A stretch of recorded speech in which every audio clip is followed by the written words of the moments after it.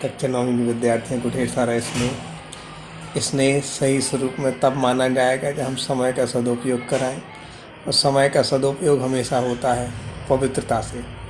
जब हम पवित्र होते हैं तो बहुत सारी उलझनें अपने आप सुलझ जाती हैं। अभी उलझन आपके सामने क्या है? प्रश्नोत्तर। हाँ, प्रश्नोत्तर उलझन भी होते हैं यदि ठीक से समझ में नहीं आते तो। रटने से ज़्यादा कुछ फ़ायदा नहीं है, समझने के बाद व्याकरण सम्मत लिखने से बहुत फ़ायदा है। इसलिए आईएएस में एक एग्ज़ाम होता है, मेन एग्ज़ाम, उसमें रिटन वर्क होता है ना। तो रिटन वर्क अच्छा होना चाहिए।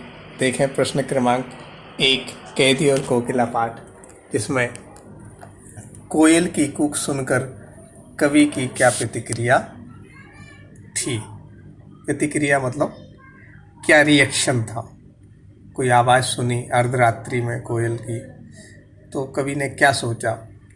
आधी रात में कोयल की कूक सुनकर कवि असहज हो गया। असहज मतलब एब नॉर्मल, अपने आप को बिल्कुल सामान्य से अलग महसूस। स्वाभाविक है, अर्धरात्रि 12 बजे के बाद के समय कोई तेज आवाज़ हो, खासतौर से पक्षी की, तो वह सोचने लगा कि आधी रात में कोयल की चीखने का क्या कारण हो सकता है। कोयल का, या तो वह पागल हो गई है, पागल हो गई मतलब मानसिक संतुलन उसने खो दिया है। बहुत सारे लोग पागल इसलिए होते हैं कि मन और शरीर दोनों का संतुलन नहीं बना पाते। पक्षी भी ऐसे हो सकते हैं कि अधिक मतलब मेहनत, या कहना चाहिए कि पानी नहीं मिला हो, उलझने रही हो, तनाव लिया हो, तो क्या वह पागल तो नहीं हो गई है।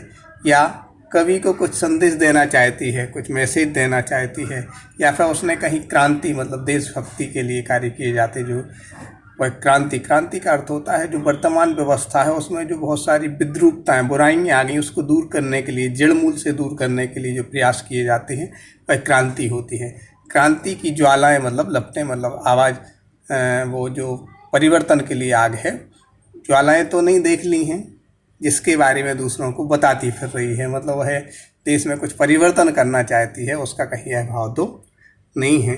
यानी कवि, दो बातें स्पष्ट होती हैं, असहज हो गया, दूसरा वह कोयल के बारे में सोचता है पागल तो नहीं हो गई, या कुछ मैसेज देना चाहती है। प्रश्न क्रमांक 2 बेटा, कवि ने कोकिल के बोलने के किन कारणों की संभावना बताई। यदि कोई अर्धरात्रि में बोल रहा है तो उसका क्या कारण हो सकता है, संभावना, पॉसिबिलिटी क्या है वो बताने। कवि ने कोयल के बोलने की निम्नलिखित संभावनाएं बताई हैं। जैसे वह पागल हो गई है, एक तो संभावना यह है कि वह पागल हो गई है।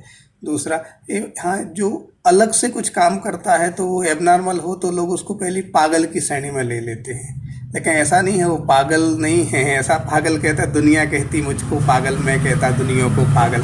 कहने का भाव है कि उसको समझने की ज़रूरत, हर चीज़ को लॉजिक के साथ समझोगे तो वह लॉजिक के साथ समझने की कोशिश कर रहा है। तो पहला पागल की भाव आ रहे हैं। दूसरा क्या है, दावानल। दावानल बेटा जंगल में लगने वाली आग की लपटें तो देख नहीं ले, यदि उन्होंने वास्तव में लपटें देख ली हैं तो कब कोई प्रकृति में कोई असंतुलन होता है, आग लगती है या कुछ प्रलय आने वाला, उससे पहले पक्षी क्या हो जाते हैं बेटा, सचेत करते हैं। तो कहीं वह कहीं आग तो नहीं देख ली जंगल में उसने।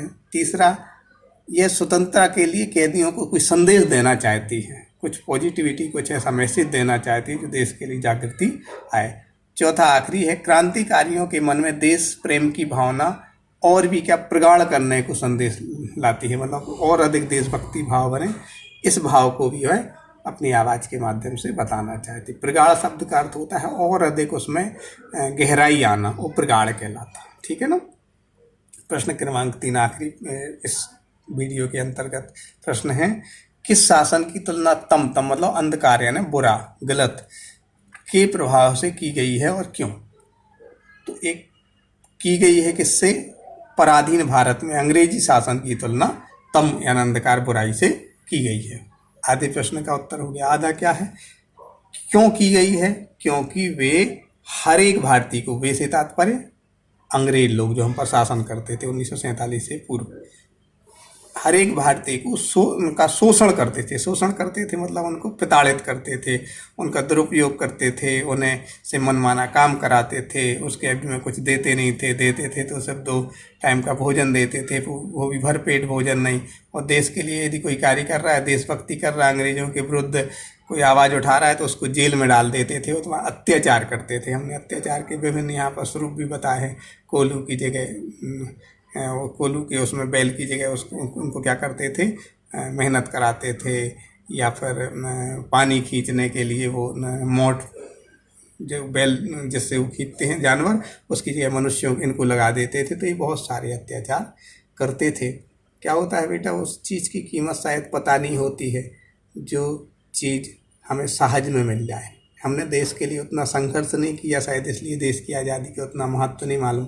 जिन्होंने संघर्ष किया है उनसे पूछो वह कितने संघर्षों के बाद ये देश को आज़ाद करा के लाए हैं, है ना। ऐसे ही जैसे अभी अपन स्वस्थ हैं, यदि स्वस्थ होने का भी अपन को क्या महत्व नहीं मालूम, लेकिन एक दिन बुखार आ जाए फिर आपको लगे कि स्वस्थ होना कितना ज़रूरी है। इसलिए हम हमेशा कहते हैं समय का सदुपयोग करने के लिए सबसे अच्छा तरीका जो हमारे पास है उसको पवित्रता से आनंद लो, उसका महत्व समझो, और महत्व समझने के बाद उसकी कद्र करके अपने जीवन को क्या बनाओ, खुशहाल बनाओ। जो नहीं है उसके लिए प्रयास करो।